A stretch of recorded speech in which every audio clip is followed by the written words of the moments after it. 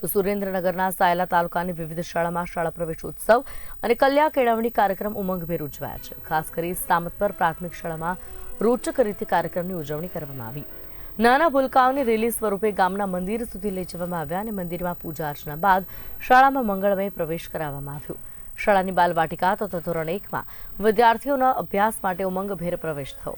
શાળાના ધોરણ 3 થી 8માં શ્રેષ્ઠ પરિણામ આપનાર વિદ્યાર્થીઓને ઇનામ એનાયત કરી સન્માનિત પણ કરવામાં આવ્યા। આ પ્રસંગે જિલ્લા શિક્ષણાધિકારી આગાખાન સંસ્થા એસએમસી સભ્ય તથા ગામના લોકોએ મોટી સંખ્યામાં હાજરી આપી।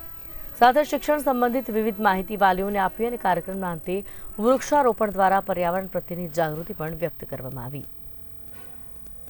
કેળવણી રથયાત્રા શાળા ઉત્સવ અંતર્ગત સાયલા તાલુકાના સામતપર ગામની શાળામાં આવવાનું થયું।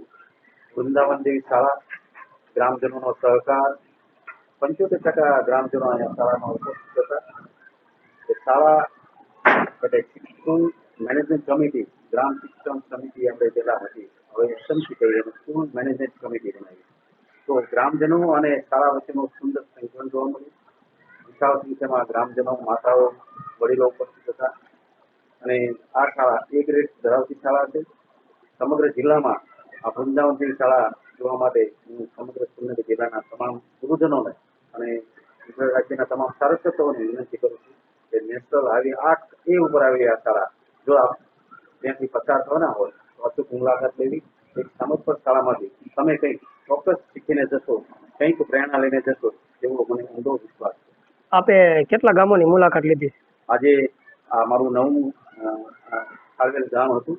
9 ગામની મુલાકાત લીધી, પણ 9 ગામમાંથી આજે વધારે જો સંખ્યામાં ગ્રામજનો ઉપસ્થિત હોય એવું આ સામતપર ગામ અને સામતપુર ગામમાં જે રામ રાજ્ય કહેવાય એ પ્રકારનું અત્યારે શાળા પર્યાવરણ દ્વારા એક સરસ રીતે કામ થઈ રહ્યું છે, તેનો મને આનંદ છે।